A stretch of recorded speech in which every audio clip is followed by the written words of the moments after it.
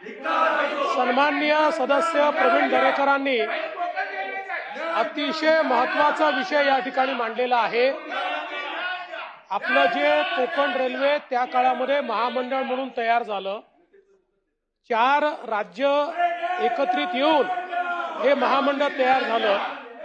पण हेही तेवढंच खरं आहे की सातत्याने लॉस मध्ये असल्यामुळे या महामंडळाची अतिरिक्त गुंतवणूक करण्याची क्षमता ही त्या ठिकाणी उरली नाही आणि म्हणून लाईनचं दुहेरीकरण करणं असेल, त्या ठिकाणी वेगवेगळ्या प्रकारच्या लँडस्लाइड प्रतिबंधक अशा प्रकारच्या ऍक्टिव्हिटीज असतील, या सगळ्या गोष्टी करण्याकरता जो काही त्या ठिकाणी निधी लागतो तो काही या महामंडळाकडे उपलब्ध नाही।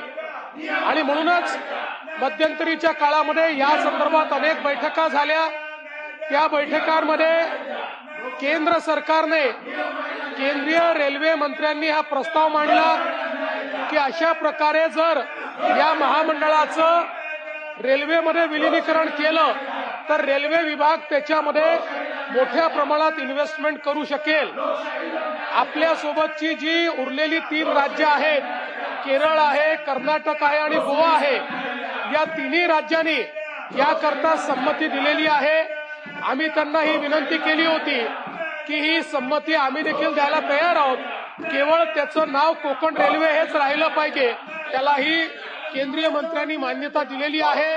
त्यामुळे अशा प्रकारचं विलीनीकरण केल्यानंतर ही कोकण रेल्वेच राहील, परंतु रेल्वेला अधिकृतरित्या त्याच्यामध्ये गुंतवणूक करून लाईनचं डबलिंग करणं असेल, त्या ठिकाणी विविध अपघात प्रतिबंधक सोयी असतील, स्टेशन्सचं त्या ठिकाणी आधुनिकीकरण असेल, वेगवेगळ्या प्रकारच्या आधुनिकीकरणामधली गुंतवणूक असेल, या सगळ्या गोष्टी करता येतील।